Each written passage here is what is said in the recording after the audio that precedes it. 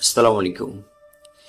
ফিলিস্তিন যেন এক অবহেলিত শহর, যার দিকে কেউ ফিরে তাকায় না।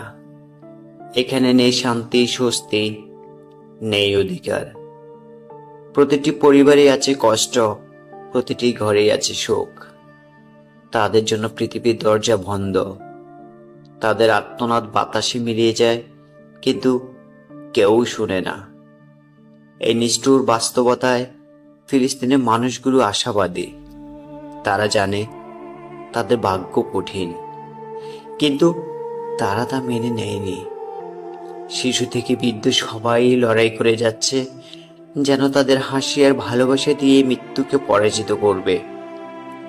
প্রতিদিন ফিলিস্তিনের মানুষ তাদের স্বপ্ন আর আশাকে বুকের গভীরে ধরে রেখে যুদ্ধে টিকে থাকে। এখানে মানুষ মৃত্যুর মুখোমুখি হয়েও জীবনের প্রতি ভালোবাসা হারায় না। হাসি মুখে তারা মৃত্যুকে বরণ করে নেয়, যেন প্রতিটি মৃত্যু তাদের জন্য এক নতুন লড়াইয়ের জন্ম দেয়। বিশ্ব নীরব এবং নীরবতার প্রতিধ্বনি হয়তো একদিন আমাদেরকেই তারা করবে। ফিলিস্তিনের শহীদ শিশুরা হয়তো আল্লাহকে সব বলে দিয়েছে। তাদের উপর জুলুম, তাদের কষ্ট, তাদের বেদনা, আর আমাদের এই অপরাধের নীরবতা। এই অমানবিকতা আর নীরবতার মাঝে ফিলিস্তিনের মানুষরা হাল ছাড়েনি। তারা প্রতিদিন নিজের কষ্ট আর বঞ্চনাকে অতিক্রম করে বেঁচে থাকে, লড়াই করে যায়।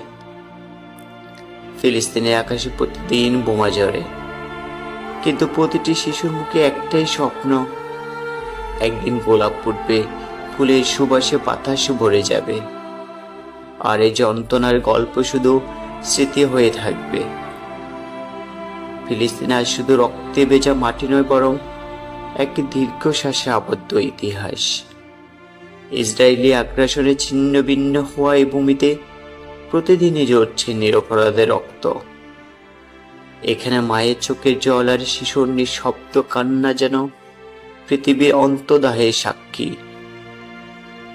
এ মানবিক বিপর্যয় আমাদের বিবেককে নাড়া দেয়, প্রশ্ন তোলে, মানবতার সীমানা কোথায়? যদি এই নৃশংসতা দেখে আপনার মন না কাঁদে, তবে আপনি শুধু নীরব দর্শক নন, হয়তো আপনি মানুষও নন।